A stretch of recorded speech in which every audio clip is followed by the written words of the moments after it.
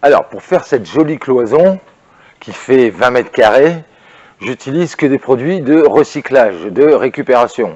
Parce que c'est pour mettre dans le bâtiment, ça va être pour quand on fait des événements, quand on reçoit du monde, du public, pour faire des petits spectacles, etc. Donc déjà, la matière première, il faut de la palette. Alors, tu vas les chercher derrière les magasins, tu demandes des poteaux. Donc, des fois, ça a déjà été utilisé, mais ça fait des super renforts, c'est des super madriers. Donc, ça, c'est de l'argent économisé. Et comme ça, là, déjà, en bois, normalement, sur cette cloison-là, j'aurais dû en avoir pour 300 à 400 euros. Là, 0 euros, c'est gratos. Ensuite, il va falloir de la laine de verre. Alors, la laine de verre, c'est pareil, je ne l'achète pas. Parce que déjà, ça coûte cher. 2, pour faire ce que j'en ai à faire, autant prendre des produits recyclés. Là, en fait, c'est de la chute, c'est des fins de rouleaux, des bouts à droite, à gauche. Donc, je te montre. Donc, tu vois, c'est des bouts comme ça. Tu vois, là, c'est de la 200. Voilà. Il y a de la 100, il y a de la 50, il y a des bouts de rouleaux qui sont déjà prêts. Donc après, là, c'est pareil. Moi, c'est un site qui fait ça, où ils recyclent plein de produits, plein de matériel.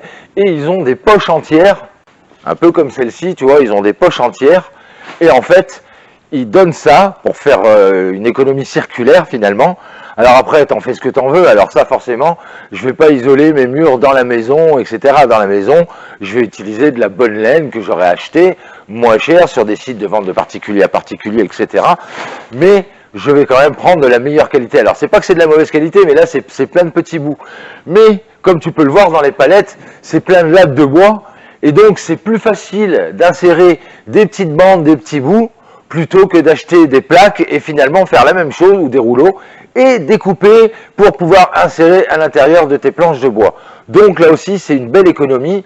Donc là j'aurais dû utiliser en 100 ou en 200 parce que c'est de la 200 que je comprime bien pour passer entre les planches. Ça m'aurait coûté je pense 90 euros de rouleau. Parce que voilà, il y a 4 mètres en hauteur, j'ai 6 mètres en largeur, donc tu vois 20 mètres carrés, il m'aurait fallu quasiment 2 rouleaux. Donc là aussi, c'est encore un billet de 90 économisé. Ensuite, ce qu'il faut, c'est des équerres, parce que il va falloir fixer au sol et fixer au plafond. Alors, je te montre vite fait. Donc moi, je les prends dans un magasin qui commence par HAC, voilà. C'est les mêmes que dans les grands magasins de distribution de bricolage, la grande distribution du bricolage. Par 10, 1,58. 1,58 par 3 pour les grandes et 1,58 par 4 pour les moyennes. Donc là aussi, c'est de super économies. Et à côté, je prends de la vis à aglo, ce qu'on appelle vulgairement de la vis à aglo, de la vis pour bois. Et là, par contre, je prends de la qualité, je prends du neuf et j'adapte mes embouts avec la vis.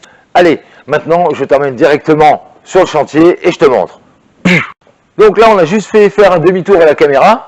Donc c'est déjà monté, mais je vais te montrer en détail rapidou, tu vas voir, il n'y a rien de compliqué. C'est un peu un jeu de mécano et il faut que ce soit solide. Donc tu peux voir, j'ai utilisé 3, 4 palettes et demie. Et au bout là-bas, j'ai mis une porte. Alors la porte, c'est pareil, c'est de la récup. C'est un ancien fast-food qui se démontait. Il refaisait tout l'intérieur, etc., tout l'agencement. Donc c'est des portes coupe-feu 2 heures que j'ai récupérées. J'en ai récupéré 6. Voilà, il y avait juste à remettre des pommelles, des charnières. Voilà, donc j'ai racheté juste des charnières. Là, j'en utilise qu'une sur cette cloison. Donc je vais mettre 6 pommelles, 3 charnières.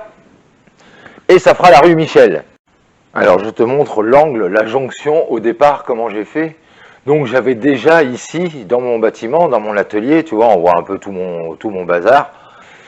J'ai quand même, pareil, utilisé des palettes à chevron. Comme ça, tu vois, j'ai mon épaisseur, tu vois, et j'ai assez de solidité. Et ensuite, je me suis fixé avec des équerres là-haut sur mes solives de plancher. Et tu vois, les solives, hein, c'est des 18-8. Donc, je ne suis pas enquiquiné, ça reste super solide. Là, j'ai déjà fait mon pilier pour une future porte dans mon atelier. Voilà, une double porte que je vais mettre. Voilà. Et donc, ça m'a permis de pouvoir, avec des bouts de chevron, voilà, de pouvoir passer d'une palette à une autre et visser par-dessus. Alors là, je t'ai dit, j'avais mis de la 6,80. Voilà. Et ensuite, la jonction entre mes palettes, c'est pareil, c'est des bouts de chevron vissés par en dessous. Et après, mes palettes sont vissées dessus. Donc, tu vois, j'en ai mis là, j'en ai mis là-haut, j'en ai mis un au milieu. Donc, tu vois, mais c'est quand même de la palette à chevron. Voilà, et là pareil, renfort à l'intérieur, vissé par en dessous, etc. Là ici, j'ai rajouté directement qui part du bout de ma cloison, donc j'ai fixé dans le mur, et j'ai rajouté un espèce de chevron, là pareil, de la récup, donc tu vois celui-ci il est long parce qu'il s'arrête ici, là, voilà. Et après, ben, j'en ai rajouté un autre bout, et j'ai fait un renfort au-dessus, au milieu, que j'ai boulonné. Là, celui-là, tu vois, je l'ai boulonné, voilà. Et donc, j'ai mis deux d'un côté, deux de l'autre, et comme ça, ma cloison, elle est renforcée. Donc, voilà comment j'ai fait pour pouvoir faire en sorte que les palettes tiennent les unes à côté des autres. Donc, ici, ben, les fameuses portes de récup, hein, voilà, la coupe-feu 2 heures. Des portes à 500 balles, ça, hein, minimum. C'est de la porte pro. Alors, moi, j'ai rajouté une petite serrure parce que ben, j'avais plus les clés du système anti-panique. Donc, voilà, mes chevrons que j'ai fixés au mur, donc tu vois, avec mes petites équerres pas chères, là. Pareil de l'autre côté.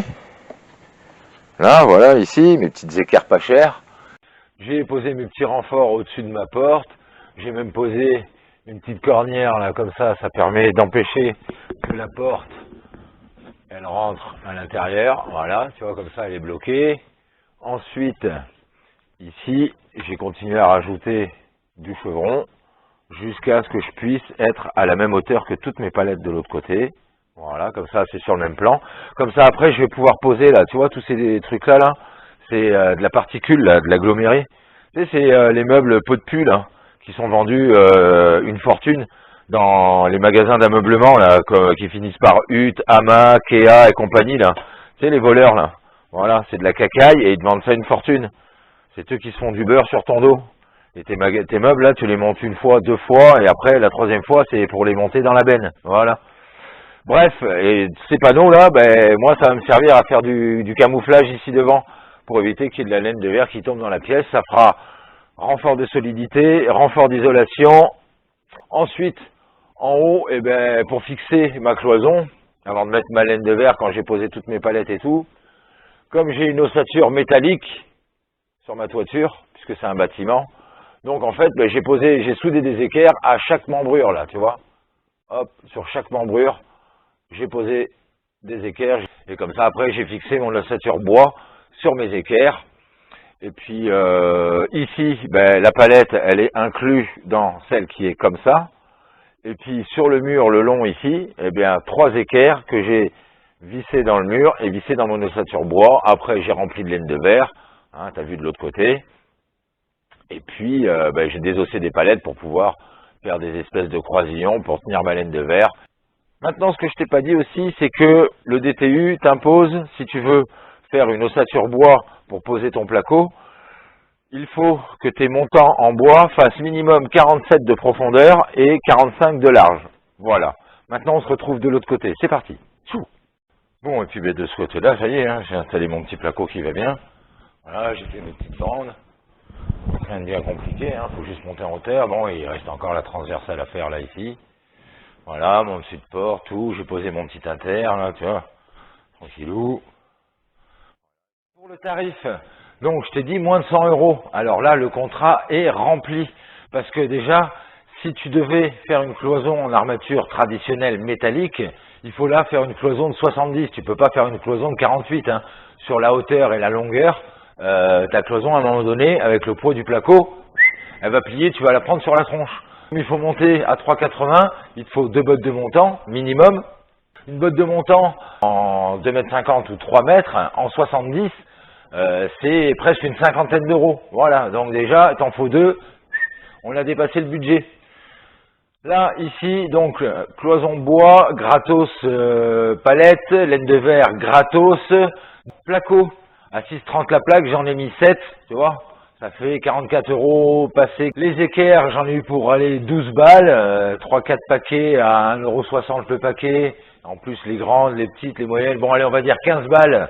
15 balles d'équerre. Les vis à placo, il t'en faut minimum 33 par plaque, minimum. Donc, allez, on va dire, ça fait 250 vis, grosso modo.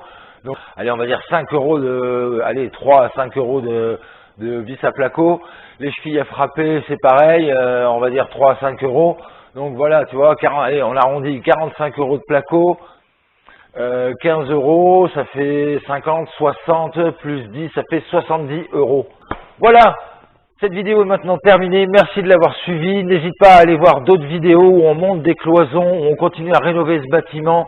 On est en train de rénover une cuisine, une salle de bain, j'ai déjà commencé, j'ai déjà posé le BCL suspendu, adapté aux personnes à mobilité réduite pour notre petite salle qui servira aussi pour faire de l'événementiel, des animations, recevoir du public, etc. Je te l'ai dit au début. Et puis on continue aussi à rénover la maison en Earthship, en GeoNev pour la transformer en maison la plus passive, la plus bioclimatique possible. Donc on a déjà posé un cumulus, avec panneaux solaires, la VMC double flux, on est en train d'installer tout ça, préparer tout ça. Merci beaucoup de vous abonner de plus en plus et de laisser des petits pouces en l'air, des commentaires. Et puis s'il y a quelque chose qui ne te plaît pas, cherche pas spécialement à mettre un pouce vers le bas, explique-moi ce qui ne va pas, ce qui ne te convient pas, ce que je fais pas bien. Je suis pas un pro, on n'est pas des pros avec ma chérie pour rénover notre petit bouclard. Merci encore, et comme toujours, pensez à la récup, c'est le nerf de la guerre, c'est ce qui vous permettra d'acheter des matériaux et du matériel de bonne facture et de bonne qualité, sans prendre spécialement le haut de gamme, mais d'avoir quelque chose qui tient la route. Et comme je vous le dis aussi tout le temps, soyez inventifs, créatifs et ingénieux, surtout restez-le et prenez bien votre temps pour tout le temps faire de votre mieux du super bon boulot. Et je vous dis à bientôt pour une nouvelle vidéo de Réno. Salut les builders!